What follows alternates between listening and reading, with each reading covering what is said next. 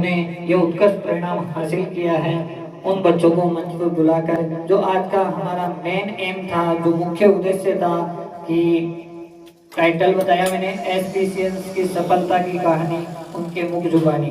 पहली सफलता जो हमारी प्राप्त हुई है यहाँ पे, उसकी जो कहानी आज के टाइटल जो आदित्य चौधरी, उसका श्रेय सबसे बड़ा जाता है आदित्य चौधरी को। वो मंच पर आए और बच्चों को एक प्रेरणा दे कि आगे वो भी अपने जीवन में 10th क्लास में कैसे मेहनत करे और कैसे अच्छे अंक प्राप्त कर सके। आपके जीवन में क्या क्या हुआ पूरे साल में?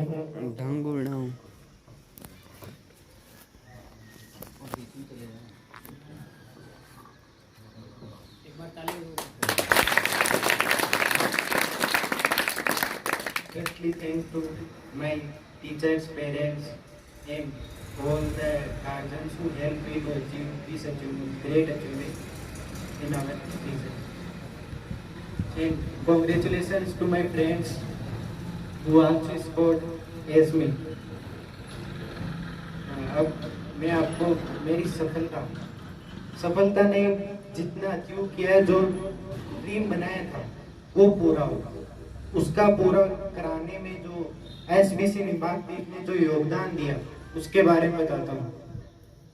मैं एसबीसी निम्बाकदीप से 15 जुलाई 2020 को आया था। वो पहला दिन था मेरा 15 जुलाई 2020। आज हो गए 15 जून 2022।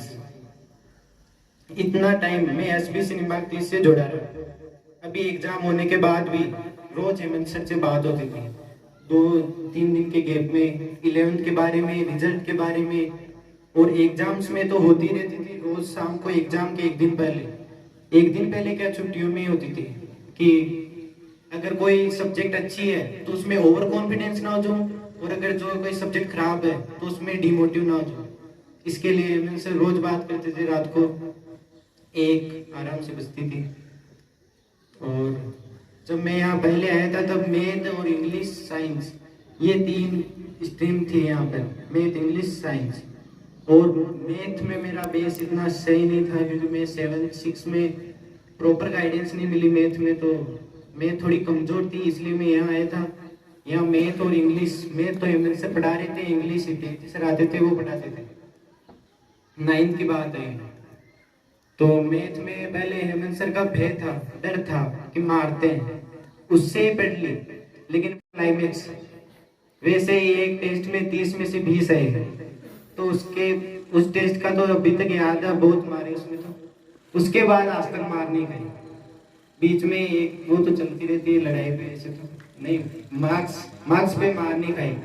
मतलब भय, जो उस दिन से जो भय बड़ा अंदर आया, उसने आज ये मुकाम हासिल करवा दिया। मैथ में 100 आए, वो दिन कभी नहीं भूल सकता मैं, क्योंकि उसी दिन से मेरी जो सफलता की कहानी थी वो अग्रसर हुई।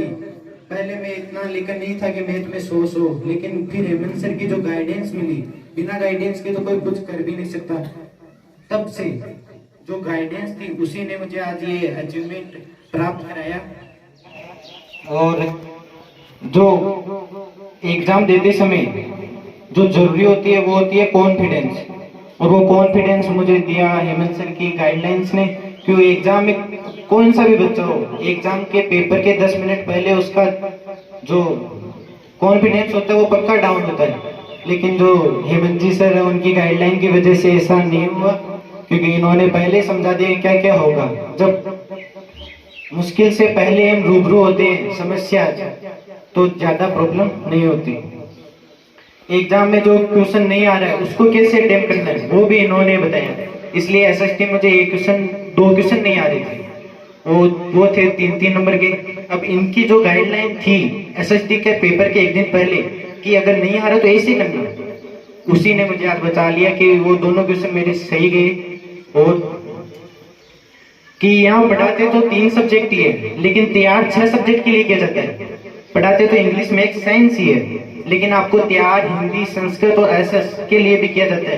क्योंकि जिसका माइंड मैथ में चलने लग गया, साइंस में चलने लग गया, उसके लिए इनसे हार्ड कुछ नहीं है। क्योंकि मैथ और साइंस ही ऐसी सब्जेक्ट मानी जाती है जो हार्ड होती है इस 10th बोर्ड तक। इसलिए मैं अगेन हेमंत सर को थैंक यू कहना चाहता हूँ कि उन्होंने आज मुझे ये जो हमारा रात को हेमंत जी सर को और मेरा जो रात को ड्रीम देखा हुआ था आज खुली आंखों से वो पूरा हुआ। 95 प्लस का था ड्रीम और वो आज 96.50 तक पूरा हुआ। तो थैंक यू हेमंत सर।